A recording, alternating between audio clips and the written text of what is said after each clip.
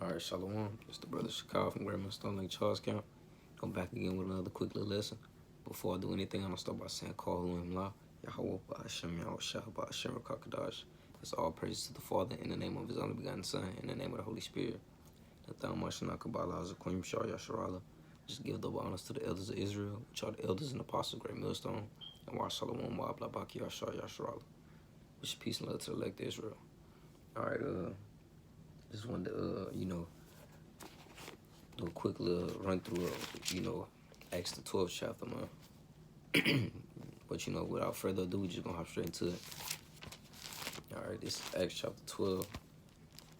I'm gonna start verse 1. All right, it says, "Now about that time, Herod the king stretched forth his hands to vex certain of the church." All right, to vex certain of their church, of the ones who preach this truth. Okay. It says, "And he killed James, the brother of John, with the sword." All right. "And because he saw it pleased the Jews, he proceeded further to take Peter also. Then were the days of I'm gonna just read it over. It says, "And because he saw it pleased the Jews, he proceeded further to take Peter also." All right, so it says that it pleased the Jews, man. They didn't like the message, that the prophets were pushing across. All the order that they were coming with, man. So it pleased them to see them, be smited, man. They hated them for their message that they were pushing. Galatians 4 and 16, man. Am I your enemy because I tell you the truth? All right, that's why it pleased the Jews, man. All right, so Herod seen it, he was like, damn. So, shit, I'm proceed in this. I'm gonna continue, man. All right. Verse 4 it says, "And when he had apprehended him, he put him in prison and delivered him to 4 quaternions of soldiers to keep him, intending after Easter to bring him forth to the people." On Salaki, I skipped the part in verse 3. It says, "Then were the days of unleavened bread." So it was around the time of the Passover, man. All right. But back to 4, it says, "Intending after Easter to bring him forth to the people." All right. Verse 5, it says, "Peter therefore was kept in prison, but prayer was made without ceasing of the church unto the Most High for him." So, all right, they prayed for him, man. The ones that he walked with, the ones that he was in that one accord with, they were praying for him. So Yahweh Hashem Yahshua can deliver him out of that certain situation, because he was kept in prison. All right, and we know that he will always come through, man. He'll never leave or forsake us. All right. Verse 6, it says, "And when Herod would have brought him forth the same night, Peter was sleeping. All right, 2 soldiers bound him with chains, so like it with 2 chains, and the keeper before the door kept the prison." All right, so they threw him in the cell, and they bounded him up with chains. All right, and had somebody watching outside the door. Okay. Verse 7, it says, "And behold, the angel of the Most High came upon him, and a light shined in the prison, man. And he smote Peter on the side and raised him up, saying, Arise up quickly. And his chains fell off from his hands, man." All right. So just like in not Acts, in 1 Corinthians the 10th chapter, it says that Yahweh Shem Yahshua is always gonna make an escape route. All right. This was his escape route, man. All right. Yahweh Shem Yahshua delivered him out of that, so that in the future he may boldly say that, hey, the Lord is his helper. And they had a similar account, happened in, let me just go back real quick. In one of the previous chapters,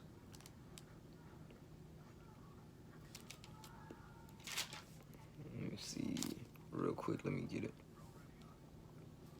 Salaki, brothers. Bear with me, Aki.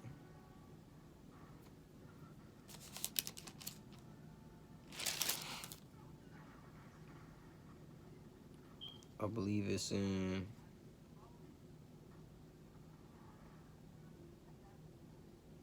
It's in chapter 5.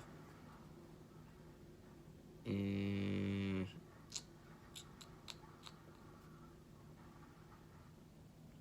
yeah, chapter 5, and I'm gonna start at 17. It says, then the high priest rose up, and all they were with him, which is the sect of the Sadducees, and were filled with indignation. So they were angry, okay, and laid their hands on the apostles and put them in common prison, man. All right, so it's the same thing, you know, the same thing, man. And just like in this time, hey, the same thing happened. It says, but the angel of the Lord by night opened the prison doors and brought them forth and said, go stand and speak in the temple to the people all the words of this life, man. Okay. So, hey, it was the same, the same similar thing that happened, man. This truth is going to come out, man, by any means. All right. Continuing on, back in Acts, verse 7, it says, Salaki, not 7, verse 8. It says, and the angel said unto him, gird thyself and bind on thy sandals. And so he did. And he said unto him, cast thy garment about thee and follow me. Okay. So hey, the angel's like, hey man, get up. Put your shoes on, and hey, let's get to it, man. And follow me. I'm gonna guide you. So hey, that should be a real faith booster right there, man. To have that happen to you. Hey, back then, hey, they faith was through the roof. But continuing on, it says, and he went out and followed him. So he trusted in Yahweh Shema Shah, and followed that angel, okay? And was not that it was true, which was done by the angel, but thought he saw a vision. All right, so Peter, he was like, damn, did this really just happen? Thinking that it was a vision, okay? So he was shocked, all right? Verse 10, it says, when they were past the first and the second, they came into an iron gate that leaded into the city, which opened to them of his own accordance, which opened to them of his own accord, and they went out and passed on through one street, and forthwith the angel departed from him. All right, so the angel brought him to where where he needed to go. Back to the ones who were pushing this truth with him. All right, and it says that hey, he departed from him. So the angel did what he had to do, and the angel departed from him. Huh? Verse 11, it says, and when Peter was come to himself, he said, now I know of a surety that the Most High has sent his angel and hath delivered me out of the hand of Herod from all the expectation of the people of the Jews, man. All right. So shit, he was like, damn, I know for sure that you feel me that this is not a vision, man. I know that this is the work of Yahweh Hashem Yahushua, my power. He delivered me out of this situation. Okay? Because it says, now I know of a surety, man. All right? And it says, from all the expectation of the people of the Jews and Herod also, man. All right? So he was delivered out of this situation. Continuing on, verse 12, it says, and when he had considered the thing, he came to the house of Mary, the mother of John, whose surname was Mark, where many were gathering together praying. Okay? So shit, he went to the ones that were of his own accord. He went to where they were dwelling, man. Verse 13, it says, and Peter knocked at the door of the gate, and a damsel came to hearken named Rhoda. All right. Verse 14, and when she knew Peter's voice, she opened not the gate for gladness, but ran in and told her how Peter stood before the gate. All right, so she couldn't believe it. That she heard Peter's voice, man. All right, she say that she didn't open up the gate for gladness, but ran, to tell the others that, hey, I think I heard Peter's voice. Okay. Verse 15, it says, and he said unto her, thou art mad. All right, but she constantly affirmed that it was even so. They said it is his angel. All right, so she went back and told him that she heard his voice. And they was like, oh, man, you bugging, man. You bugging. That's probably just an angel talking to you, or something of that nature. Thinking that she hearing things, or just, running off at the mouth. All right. All right, but it says she constantly affirmed that it was even so. So she constantly trying to convince them that, hey, this is really him. All right. Verse 16, it says, but Peter continued knocking, and when they had opened the door and saw him, they were astonished, man. All right, so shit, hey, they were shocked. You know, to see him, knocking at the door when he was, taken up in a prison, by Herod, okay? So that's why I say that, they were astonished, man. All right, but he beckoning unto them with the hand to hold their peace, declared unto them how the Most High had brought him out of prison. All right, so he gave all the glory to Yahweh Shem Yahshua. And explained to them how he was, how he ended up knocking at the door. And he explained that the Lord had delivered him, man. All right, and he said, go shew these things unto James and the brethren, and he departed and went into another place. All right. Verse 18, it says, now as soon as it was the day, now as soon as it was day, there was no small stir among the soldiers what was become of Peter. All right. So shit, they was trying to figure out, where the hell Peter went. They had a guard watching the door, so hey, how did he escape? Okay.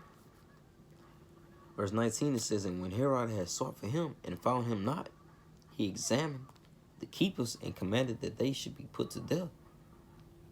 And he went down from Judea to Caesarea and there abode. Okay, so shit, hey, he wound it up and questioned the guards. Like, hey, you was supposed to be watching this door, man, making sure that this man in chains, you feel me, don't go nowhere. Okay, so how did he end up? Where is he? How did he end up escaping? All right, so those guards were put to death, man. All right. Verse 20, it says, and Herod was highly displeased with them of Tyre and Sidon, but they came with one accord to him. All right, so they was all in one accord with Herod, man. All right, and having made Blastus the king's chamberlain, their friend, desired peace because their country was nourished by the king's country. All right. Verse 21, it says, and upon a set day, Herod arrayed in royal apparel, and sat upon his throne and made an oration unto them. All right, an oration is like a public speaking. So he brought everybody out, and sat on his throne, and he basically, spoke to everybody, man. In 22, it says, and the people gave a shout, saying, it is the voice of the Most High, and not a man. All right, so they were putting him, exalting Herod, man. Putting him on a high stature. Okay, treating him as if he is a god, man. All right, and immediately the angel of the Most High smote him because he gave not the glory of the Most High. And he was eaten of worms and gave up the ghost. So hey, he was smited. He was wiped off. Right then and there, man. All right, because he was pretty much showcasing pride, man. They were praising him and exalting him. So, hey, Yahweh Shem Yahshua, hey, you smote him, man. You're not nothing, man. You want to be proudful and boast and exalt yourself and put yourself on this high plateau. He's not on the same level as the Creator, man. So that's why he got that outcome, man. All right. Real quick, let me grab something. All right, this is just a second.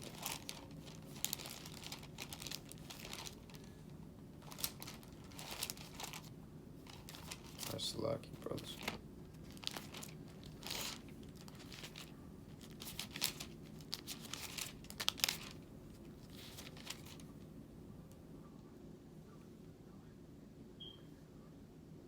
All right, Khan, this is Luke chapter 18, verse 14. It says, I tell you, this man went down to his house justified rather than the other. All right, for everyone that exalted himself shall be abased. All right. So Herod, he was putting himself up there, man. All right, he was exalting himself. It says, for everyone that exalted himself shall be abased, man. All right, to be abased is to to be brought low, you know, or to basically be deranged. Okay, and he was smart. He was smited, man. You know, he was killed. Okay, and he that humbleth himself shall be exalted. All right. So, you know, when you show humility, you know, they can lead you, you know, to you know, great things, man. Just look at the scripture in Matthew chapter 5, verse 5, I believe. You know, it says, "Blessed are the meek, for they shall inherit the kingdom," man. You know, blessed are the humble, man. You know, that's why Yahweh Shem Yahushua always deals with the loaded. You know, but back to